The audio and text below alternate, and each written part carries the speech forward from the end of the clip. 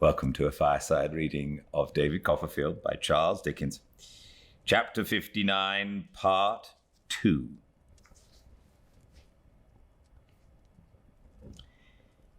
Mr. Copperfield, Miss Crewler, Miss Sarah, Miss Louisa, Margaret, and Lucy.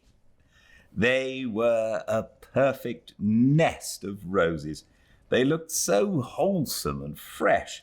They were all pretty, and Miss Caroline was very handsome, but there was a loving, cheerful, fireside quality in Sophie's bright looks, which was better than that, and which assured me that my friend had chosen well.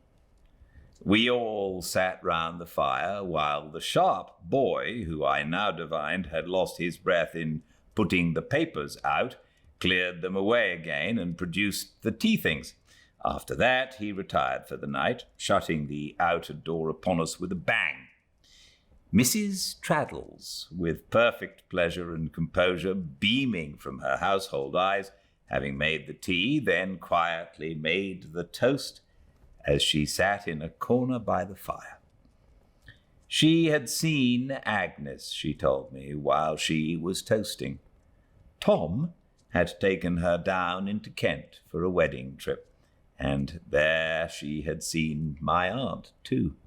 And both my aunt and Agnes were well, and they had all talked of nothing but me. Tom had never had me out of his thoughts. She really believed all the time I had been away. Tom was the authority for everything. Tom was evidently the idol of her life, never to be shaken on his pedestal by any commotion, always to be believed in and done homage to with the whole faith of her heart, come what might. The deference which both she and Traddles showed towards the beauty pleased me very much. I don't know that I thought it very reasonable, but I thought it very delightful, and essentially a part of their character. If Traddles ever for an instant missed the teaspoons that were still to be won, I have no doubt it was when he handed the beauty her tea. If his sweet-tempered wife could have got up any self-assertion against anyone, I'm satisfied it could only have been because she was the beauty's sister. A few slight indications of a rather petted and capricious manner which I observed in the beauty were manifestly considered by Traddles and his wife as her birthright and natural endowment. If she had been born a queen bee and they labouring bees, they could not have been more satisfied of that. But their self-forgetfulness charmed me. Their pride in these girls and their submission of themselves to all their whims was the pleasantest little testimony to their own worth I could have desired to see. If Traddles were addressed as a darling once in the course of that evening and besought to bring something here or carry something there or take something up or put something down or find something or fetch something, he was so addressed by one or other of his sisters-in-law at least 12 times in an hour. Neither could they do anything without Sophie. Somebody's hair fell down, and nobody but Sophie could put it up. Somebody forgot how a particular tune went, and nobody but Sophie could hum that tune right. Somebody wanted to recall the name of a place in Devonshire, and only Sophie knew it. Something was wanted to be written home, and Sophie alone could be trusted to write before breakfast in the morning. Somebody broke down in a piece of knitting, and no one but Sophie was able to put the defaulter in the right direction. They were entire mistresses of the place, and Sophie and Traddles waited on them. How many children Sophie could have taken care of in her time, I can't imagine. But she seemed to be famous for knowing every sort of song that ever was addressed to a child in the English tongue, and she sang dozens to order with the clearest little voice in the world, one after another, every sister issuing directions for a different tune, and the beauty generally striking in last. so that I was quite fascinated. The best of all was that in the midst of their exactions, all the sisters had a great tenderness and respect, both for Sophie and Traddles. I am sure when I took my leave and Traddles was coming out to walk with me to the coffee house, I thought I had never seen an obstinate head of hair or any other head of hair rolling about in such a shower of kisses. Altogether, it was a scene I could not help dwelling on with pleasure for a long time after I got back and had wished Traddles good night. If I had beheld 1,000 roses blowing in a top set of chambers in that withered Gray's Inn, they could not have brightened it half so much. The idea of those Devonshire girls among the dry law stationers and the attorneys' offices, and of the tea and toast and children's songs in that grim atmosphere of pounce and parchment, red tape, dusty wafers, ink jars, brief and draft paper, law reports, writs, declarations, and bills of costs, seemed almost as pleasantly fanciful as if I had dreamed that the Sultan's famous family had been admitted on the roll of attorneys and had brought the talking bird, the singing tree, and the golden water into Gray's Inn Hall. Somehow I found that I had taken leave of Traddles for the night and come back to the coffee house with a great change in my despondency about him. I began to think he would get on, in spite of all the many orders of chief waiters in London. Drawing a chair before one of the coffee-room fires to think about him at my leisure, I gradually fell from the consideration of his happiness to tracing prospects in the live coals, and to thinking, as they broke and changed, of the principal vicissitudes and separations that had marked my life. I had not seen a coal fire since I had left England 3 years ago, though many a wood fire had I watched as it crumbled into hoary ashes and mingled with the feathery heap upon the hearth, which not inaptly figured to me in my despondency my own dead hopes. I could think of the past now, gravely but not bitterly, and could contemplate the future in a brave spirit. Home, in its best sense, was for me no more, she in whom I might have inspired a dearer love. I had taught to be my sister. She would marry and would have new claimants on her tenderness, and in doing it would never know the love for her that had grown up in my heart. It was right that I should pay the forfeit of my headlong passion. What I reaped I had sown, I was thinking. And had I truly disciplined my heart to this, and could I resolutely bear it and calmly hold the place in her home which she had calmly held in mine, when I found my eyes resting on a countenance that might have arisen out of the fire in its association with my early remembrances. Little Mr. Chillip, the doctor, to whose good offices I was indebted in the very first chapter of this history, sat reading a newspaper in the shadow of an opposite corner. He was tolerably stricken in years by this time, but being a mild, meek, calm little man, had worn so easily that I thought he looked at that moment just as he might have looked when he sat in our parlour waiting for me to be born. Mr. Chillip had left Blunderston 6 or 7 years ago, and I had never seen him since. He sat placidly perusing the newspaper, with his little head on one side and a glass of warm sherry negus at his elbow. He was so extremely conciliatory in his manner that he seemed to apologize to the very newspaper for taking the liberty of reading it. I walked up to where he was sitting and said, "How do you do, Mr. Chillip?"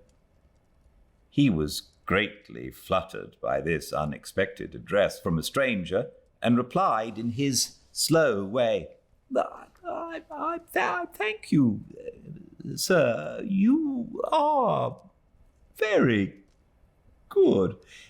Thank you, sir. I hope you are well."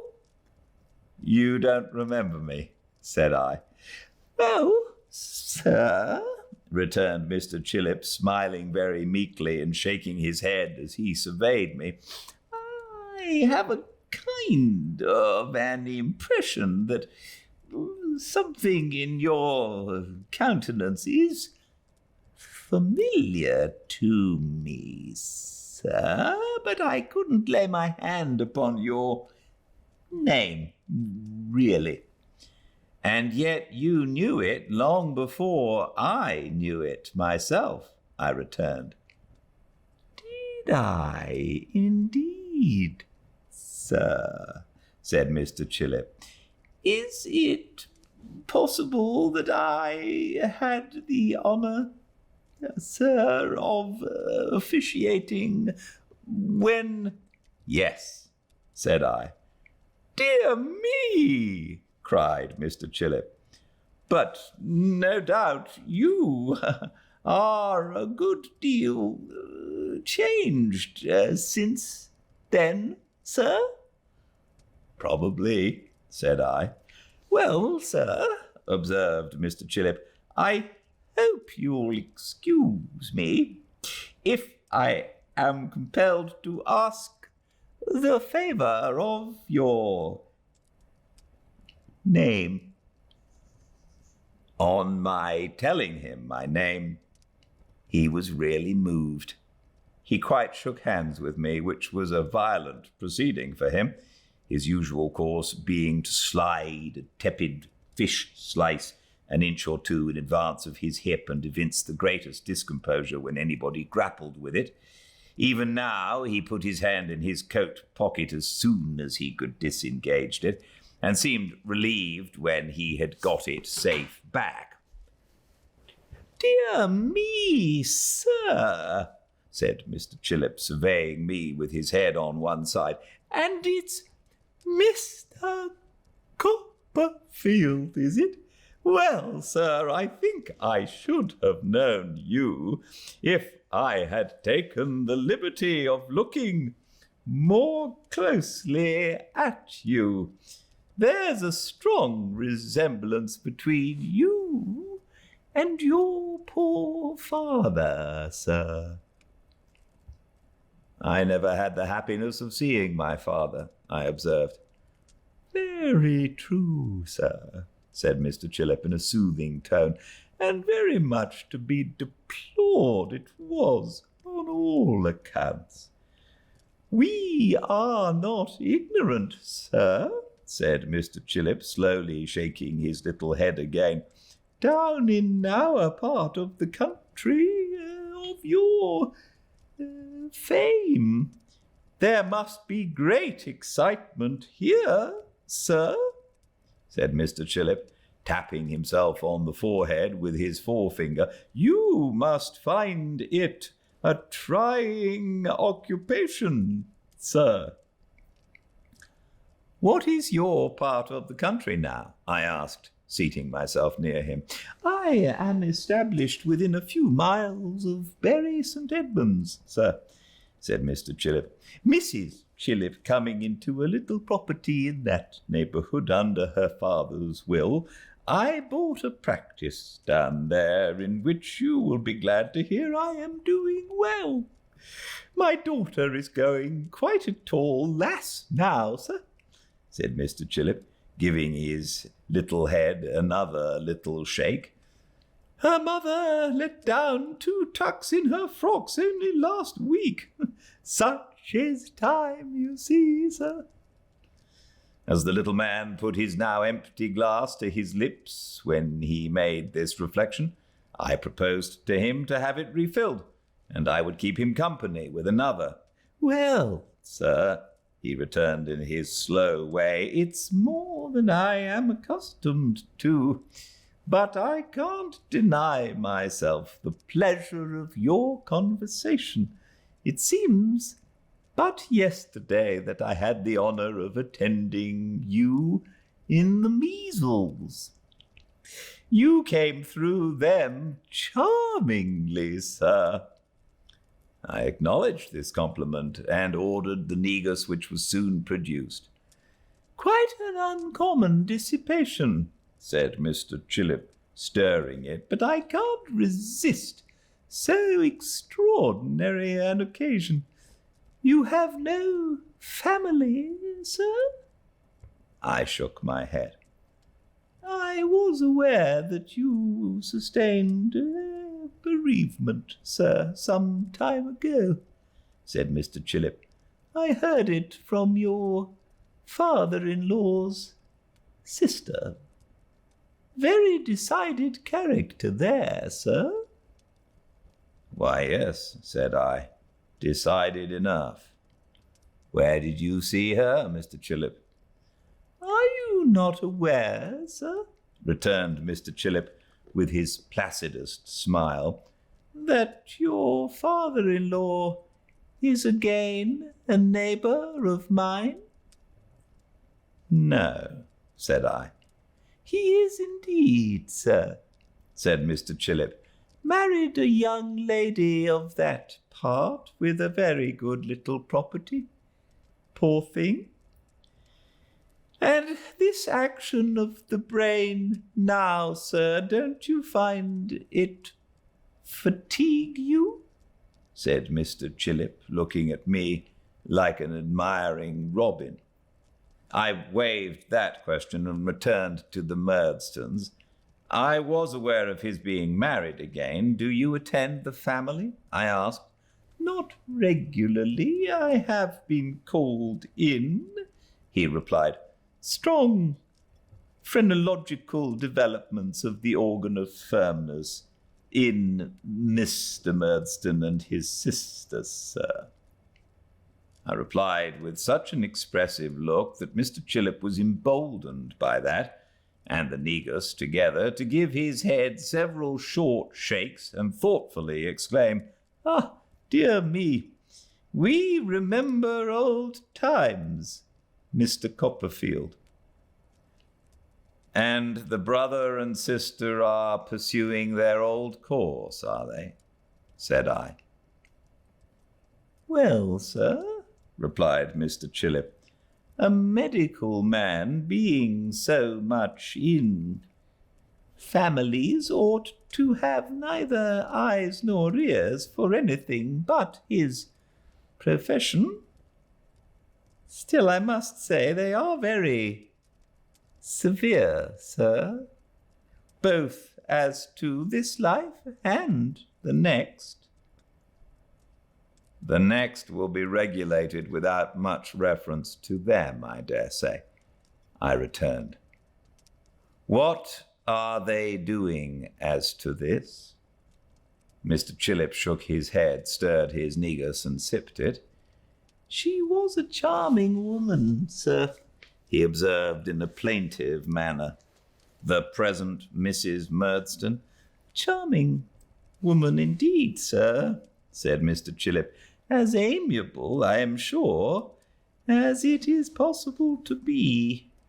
Mrs. Chillip's opinion is that her spirit has been entirely broken since her marriage, and that she is all but melancholy mad.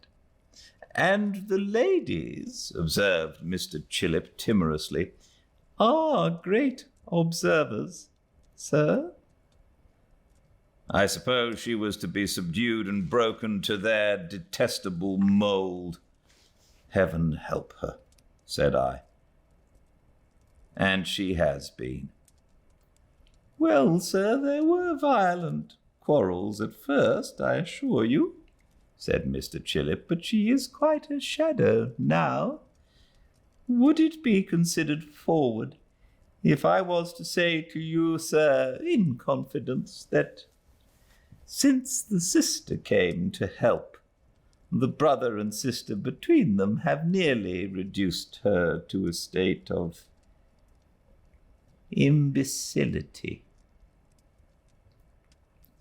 I told him I could easily believe it.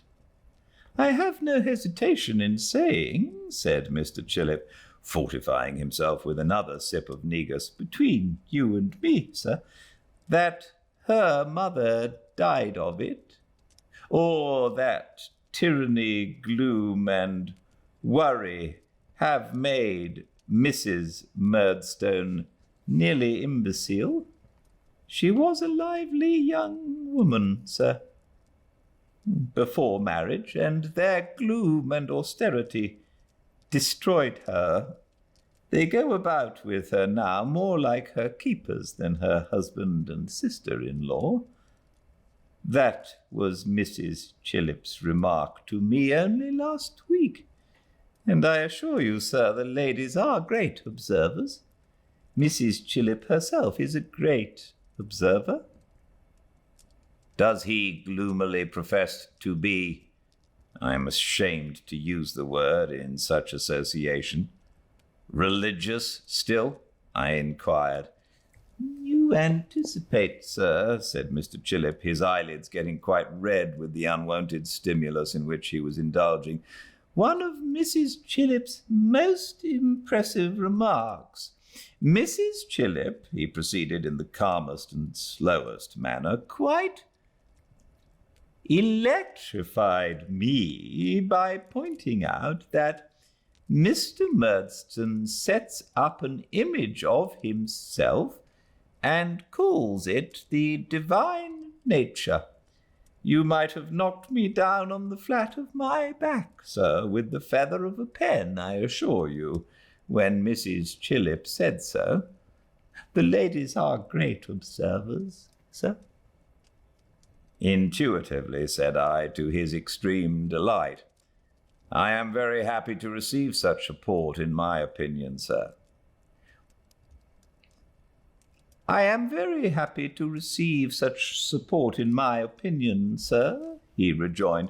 It is not often that I venture to give a non-medical opinion, I assure you. Mr. Murdstone delivers public addresses sometimes, and it is said, in short, sir, it is said by Mrs. Chillip, that the darker tyrant he has lately been, the more ferocious is his doctrine. I believe Mrs. Chillip to be perfectly right, said I. Mrs. Chillip does go so far as to say, pursued the meekest of little men, much encouraged, that what such people miscall their religion is a vent for their bad humours and arrogance. And do you know, I must say, sir, he continued, mildly laying his head on one side, that I don't find authority for Mr. and Miss Murdstone in the New Testament. I never found it either, said I. In the meantime, sir, said Mr. Chillip, they are much disliked, and as they are very free in consigning everybody who dislikes them to perdition, we really have a good deal of perdition going on in our neighbourhood. However, as Mrs. Chillip says, sir, they undergo a continual punishment, for they are turned inward to feed upon their own hearts, and their own hearts are very bad feeding. Now, sir, about that brain of yours, if you will excuse my returning to it, don't you expose it to a good deal of excitement, sir? I found it not difficult, in the excitement of Mr. Chillip's own brain, under his potations of negus, to divert his attention from this topic to his own affairs, on which, for the next half hour, he was quite loquacious, giving me to understand, among other pieces of information, that he was then at the Gray's Inn coffee house to lay his professional evidence before a commission of lunacy touching the state of mind of a patient who had become deranged from excessive drinking. "And I assure you, sir," he said, "I am extremely nervous on such occasions. I could not support being what is called bullied, sir. It would quite unman me. Do you know, it was some time before I recovered the conduct of that alarming lady on the night of your birth, Mr. Copperfield." I told him that I was going down to my aunt, the dragon of that night, early in the morning, and that she was one of the most tender-hearted and excellent of women, as he would know full well if he knew her better. The mere notion of the possibility of his ever seeing her again appeared to terrify him. He replied with a small, pale smile, "Is she so indeed, sir? Really?" And almost immediately called for a candle and went to bed, as if he were not quite safe anywhere else. He did not actually stagger under the negus, but I think his placid little pulse must have made 2 or 3 more beats in a minute than it had done since the great night of my aunt's disappointment, when she struck at him with her bonnet. Thoroughly tired, I went to bed too at midnight, passed the next day on the Dover coach, burst safe and sound into my aunt's old parlour while she was at tea — she wore spectacles now — and was received by her and Mr. Dick and dear old Peggotty, who acted as housekeeper, with open arms and tears of joy. My aunt was mightily amused when we began to talk composedly by my account of my meeting with Mr. Chillip, and of his holding her in such dread remembrance, and both she and Peggotty had a great deal to say about my poor mother's second husband, and that murdering woman of a sister, on whom I think no pain or penalty would have induced my aunt to bestow any Christian or proper name or any other designation.